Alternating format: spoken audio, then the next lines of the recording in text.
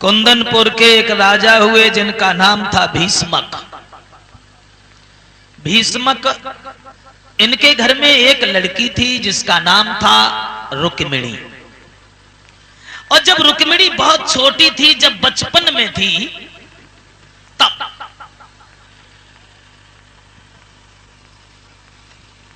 रुक्मिणी के दरवाजे से एक महात्मा जी कुछ गुनगुनाते हुए, कुछ गाते हुए निकल गए कि ब्रजभूमि में हुआ है अवतार कन्हैया का, और सौभाग्य है उन्हें हो दीदार कन्हैया का। ब्रजभूमि में हुआ है। जो रुक्मिणी ने सुना कि ब्रजभूमि में भगवान का अवतार हो गया है, तो सोचने लगी रुक्मिणी मन में, ये जीवन दिन व्यर्थ हो रहे हैं।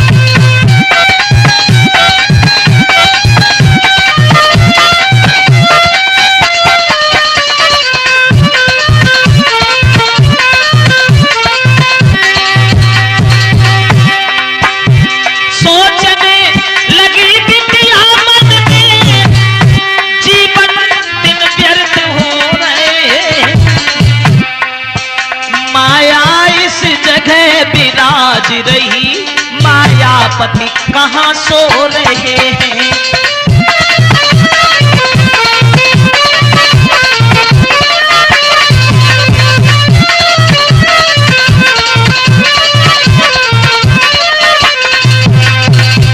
मन में विचार किया रुक्मिणी ने, दीन बंधु आप कहां हैं?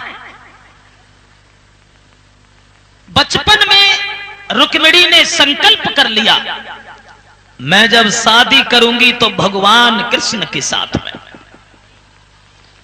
और अगर भगवान से शादी नहीं हुई तो मैं जीवन भर यूं ही बनी रहूंगी, उनकी भक्तिन बन के गुजारूंगी, मगर शादी दूसरे से नहीं करूंगी।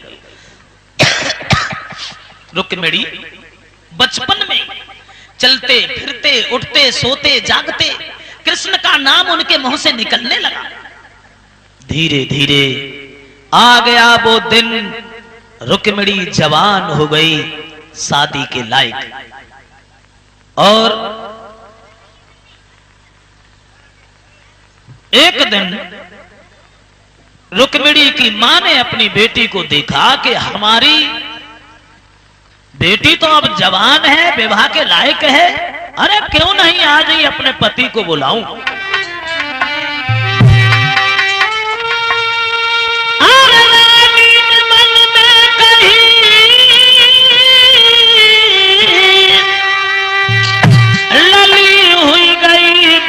मेरी सियानी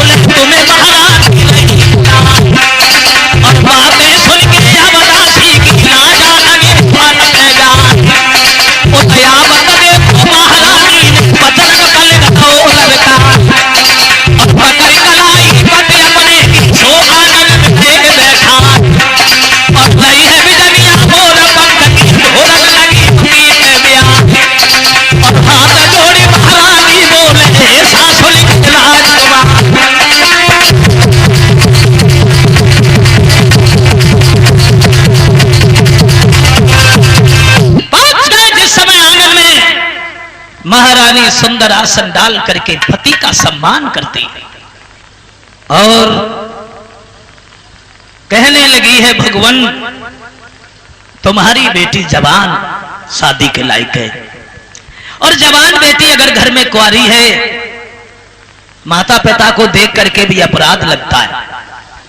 इसलिए मां बाप को विवाह करना जरूरी होता है।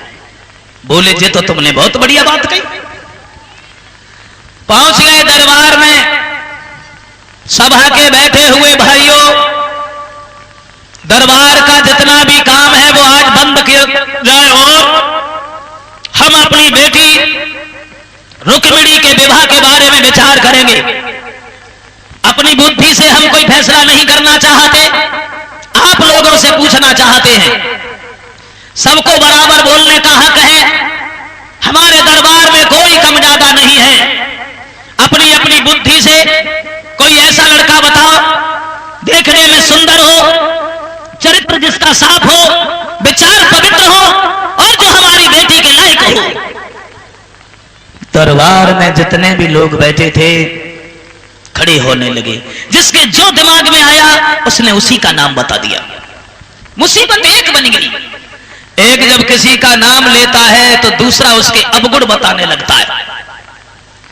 एक कहने लगा, महाराज दुर्योधन से शादी कर दो, दुर्योधन बड़ा अच्छा राजा है। दूसरा बीच में टपक पड़ा, नहीं, दुर्योधन तो घमंडी है, सगे भाइयों का सगा नहीं है, दुर्योधन नहीं। तीसरा बोल गया, महाराज जरासंध मगध का राजा, वो कैसा रहेगा?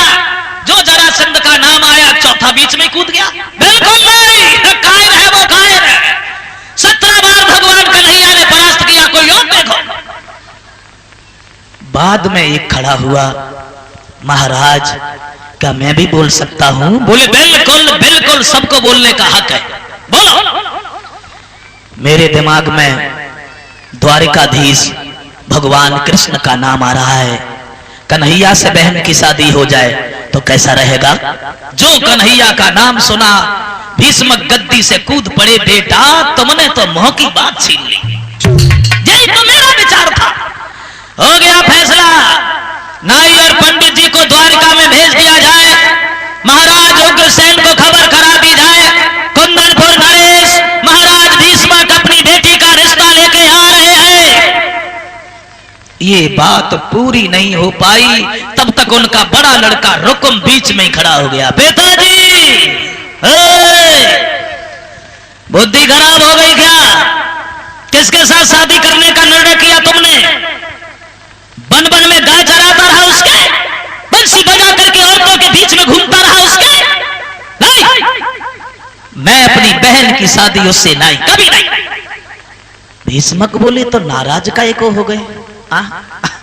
अभी कोई शादी हो थोड़ी गई है, केवल हम लोग यहाँ विचार कर रहे हैं बस, और शादी नहीं करनी है तो ना करो। कोई और बताओ। रुकुम कहने लगा, पिताजी मेरी बहन इतनी सुंदर है कि हमें उसके बराबर कोई लड़का दिखाई नहीं दे रहा। वाह भाई वाह, लड़का नहीं दिखाई दे रहा, इसका मतलब है कि शादी भी नहीं होगी, जीवन भर तुम्हारी बहन घर में घूमेगी, है ना? यही तो विचार है। सोचो। थोड़ी देर सोच करके रुकुम बोला, हाँ पिताजी है, एक लड़का है। कोई